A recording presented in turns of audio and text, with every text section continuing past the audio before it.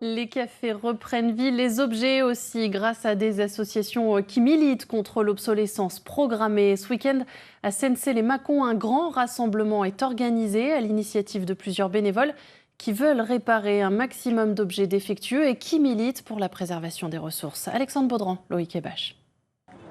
Dès le début de l'après-midi, la foule se presse pour ramener ses appareils. Scie circulaires, cafetières, aspirateurs, tous sont en panne. Il fait un bruit pas possible depuis que je lui ai peut-être un petit peu forcé dessus en lui faisant inspirer beaucoup de poussière, de la poussière de plâtre. Qu'est-ce que vous amenez à réparer aujourd'hui? J'ai une planche à, un karcher, une remorque et un motoculteur. Ça fait beaucoup. Oui. Une fois chaque objet pesé, direction la salle des fêtes.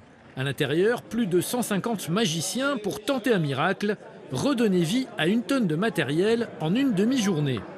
On a 37 Repair Café qui sont présents, essentiellement de Bourgogne-Franche-Comté, Auvergne-Rhône-Alpes, mais on a également les Hauts-de-France, Rennes, Vence, Montpellier qui nous ont rejoints. Être bénévole dans un Repair Café est un vrai sacerdoce. Certains viennent de très loin, comme Roland Tessier, pour sauver un grille-pain.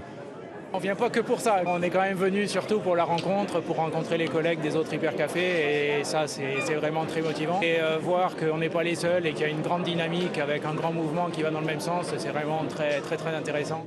C'est la première fois qu'une réunion interrégionale de cette ampleur est organisée en Bourgogne-Franche-Comté.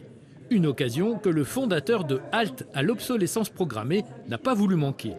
Il y a encore énormément à faire et c'est ça l'économie de demain, c'est une économie d'avenir où les produits durent longtemps.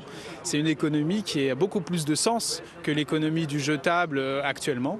Donc oui, on peut encore aller, je pense, 10 fois plus loin. Pour ça, il faut qu'on soit plus nombreux. Pour l'avenir, les associations présentes réfléchissent à créer une union des Repair Café, une fédération qui pourrait avoir plus de poids face aux fabricants de produits électroménagers.